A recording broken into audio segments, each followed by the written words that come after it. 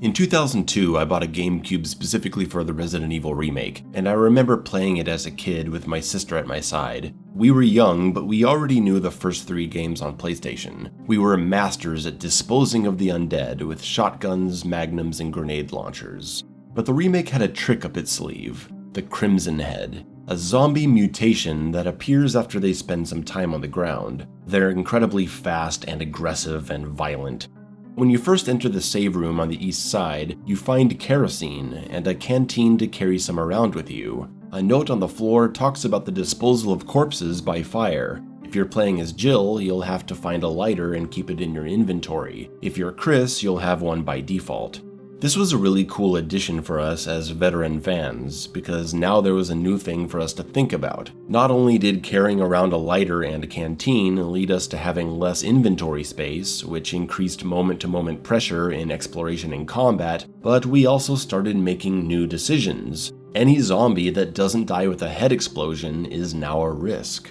At this point, you don't even know what the note is hinting at. All you have is the fear of zombies coming back to life, presumably just the way they are. The note doesn't say that they change, and it's hard to burn every dead body because kerosene is a limited resource. You don't know how long it takes zombies to get back up, if this applies to all zombies or just a few. You're acting in complete mystery, and that fear is what makes you feel the pressure to make good decisions. It was more than 20 years ago, but I remember how I started thinking tactically, out of concern that these things could be a real problem. I burned the bodies of zombies in important spaces, connecting hallways, near staircases and save rooms, in rooms that had tricky camera angles for ambushes. And pretty soon I was out of gas. I spent the next hour exploring the mansion, eventually finding the item needed to solve a puzzle in the west side upstairs hallway. There was already a dead body there from before, but not from a zombie that I killed. I hadn't been back through here yet with my gas and lighter, and they cleverly keep the body mostly off screen. You would have to cross into the next camera angle to see it fully. I had the item I needed, I ran into the hallway, triggering the camera angle switch, completely forgetting about that dead body, and he stood up suddenly and growled. This was terrifying, an extremely well set up jump scare. I ran through the door in a panic, thinking, what the hell was that? That kind of monster was not in the original game. Again, the fear of the unknown causing all kinds of thoughts. I grabbed the key item I needed from this room, and there was no way to go but back out. I'd have to deal with this creature we call the Crimson Head. However, upon re-entering the hallway, the Crimson Head is not waiting for us in the predictable location where we last saw him, and we're faced with 2 navigational decisions. We can take the long way around by going through the door on the right, backtracking the entire extended west wing of the mansion, or we can take the much more attractive shortcut through the winding hallway, where the Crimson Head could be waiting for us around any corner. The regular zombie in this hallway started stumbling towards me, but before he could reach me, the Crimson Head slashed his way through him to get to me. He wanted me all to himself. The first appearance of the Crimson Head is shocking. If you're not careful, you'll die right here. And then you realize, all those zombies I didn't burn. Oh no. Crimson Heads are a sudden change to the gameplay that ultimately ends up punishing the player for killing all the enemies the first time they play the game. You are rewarded for combat avoidance, which is a great thing. Survival horror games theoretically should make you want to preserve your resources due to their scarcity. That's the crucial contradiction at the center of their design. If you avoid combat, you'll save ammo, but if you take damage while trying to avoid combat, you'll be using up precious healing items. These games want you to wrestle back and forth with the decision of playing it safe and killing everything, or hoarding your ammo for emergencies. They want you to have that thought of, I don't know what I should do.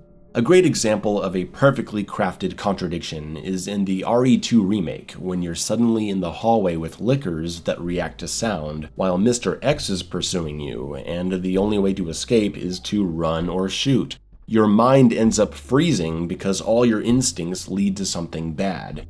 But the aspect of combat avoidance versus combat engagement, in terms of balance, is the most difficult thing to get right in a survival horror game. The original Resident Evil games are remembered by those who played them in the 90s, and the critics who reviewed them, as games where you're desperately trying to survive with only a few bullets in your inventory. But if you play those games now, you'll realize that you actually find a ton of ammo and can kill everything. So why are they remembered differently than they actually are? My explanation for this is that we simply didn't know the genre yet. We were young, inexperienced, and playing a type of game that most of us had very little familiarity with, if any at all. We played really stupid, we were scared as we rounded every corner, we were adjusting to the awkward tank controls, we were terrified to make a mistake and lose 20 minutes of progress, we took a lot of damage, we didn't find all the resources that are actually there for us, we didn't know how to avoid boss battles, so we dumped out all our extra ammo. So these games became known for going pretty hard on the survival part of survival horror, and that feeling of being starved for resources, needing to pick and choose who you kill and who you avoid, is an addictive kind of pressure. It makes the games much more about smart decision making instead of just running around killing everything. And this memory of how those old survival horror games felt is the reason modern survival horror games get so strict with resource management. They're trying to recreate how we remember those old games feeling in the 90s, even if you can go back and replay them today and get a very different experience.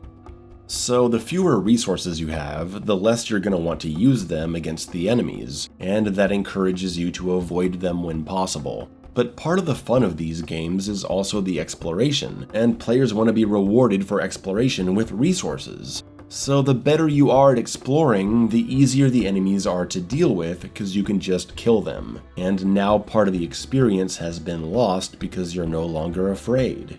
How do you get this balance right?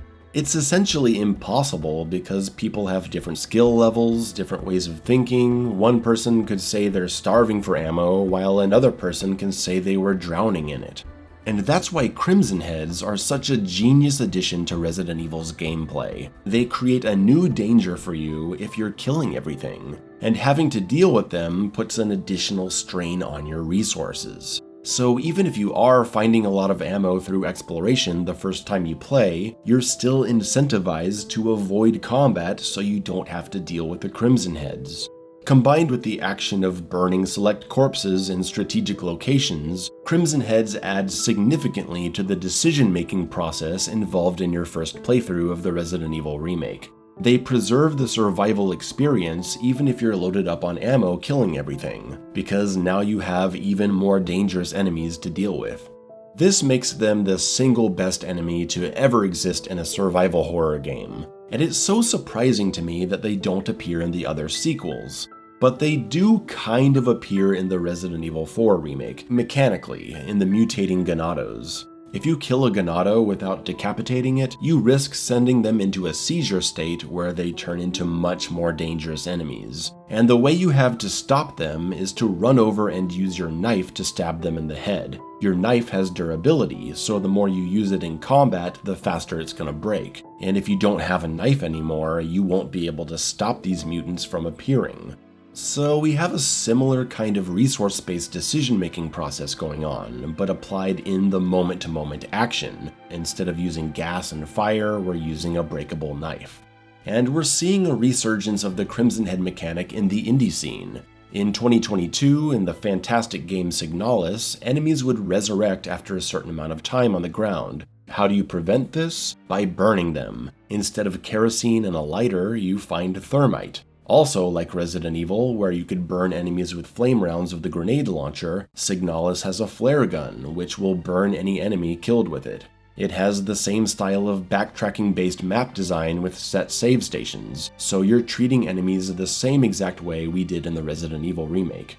In 2024, the game Conscript, taking place in World War I, had a mechanic where poisonous rats would infest areas with corpses, so you need to find ways to burn the bodies or else backtracking through these areas would become really dangerous. You are incentivized to avoid combat, pick and choose your battles carefully to minimize your exposure to rats, and make smart decisions about which corpses to strategically burn. In the game Hollow Body, enemies would come back to life unless you burned them. You don't have limited resources, and there's not a lot of backtracking, but the mechanic is still there. It's incredibly gratifying to see the Crimson Head mechanic in new games, and I hope we see it more, and other interesting mechanics that could shake up the traditional style of gameplay. I'm very happy to see the survival horror genre alive again, now mostly in the indie scene, where creativity roams free without corporate overlords demanding homogenization. Let's celebrate this wonderful time as we look forward to more and more interesting games making a name for themselves.